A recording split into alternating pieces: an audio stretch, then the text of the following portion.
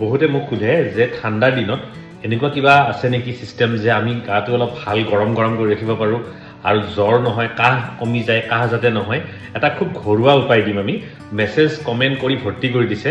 মোৰ যোৱা যিকেইটা ভিডিঅ' আছিলে চবে এটা কথাই বাৰে বাৰে সুধিছে যে কেনেকৈ ঘৰত আমি আৰাম পাব পাৰোঁ। সাধাৰণতে মানুহে জ্বৰ হ'লে, চৰ্দি হ'লে কফ চিৰাপ পটককৈ গৈ খাই দিয়ে বা পটককৈ গৈ পেলাই কিছু পেইন কিলাৰ জাতীয় বস্তু খাই দিয়ে বা আমাৰ পেৰাচিটামল খাই দিয়ে, যিবিলাক খুবেই হানিকাৰক।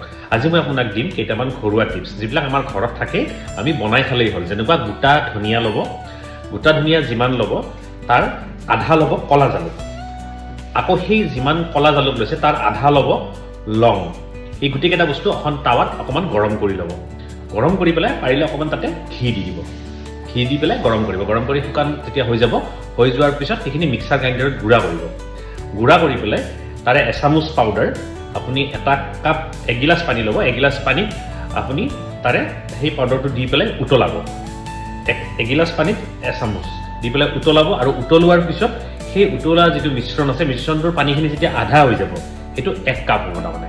আৰু সেই 1 কাপটো যদি আপুনি সপ্তাহত 2বাৰ 3বাৰ বা 4বাৰলৈকে মিনিমাম সেৱন কৰে, তেনেহ'লে আপোনাৰ চৰ্দি জ্বৰৰ পৰাটো আঁতৰি থাকিব পাৰিবই, এলাৰ্জিৰ পৰা আঁতৰিব। তাৰ উপৰিও হিমগ্ল'বিন যাৰ নাই তেওঁলোকৰ কাৰণে খুবেই ভাল হ'ব, আৰু যাৰ ইউৰিক এচিডৰ সমস্যা আছে তেওঁৰ কাৰণেও বিৰাট সুফল পাব।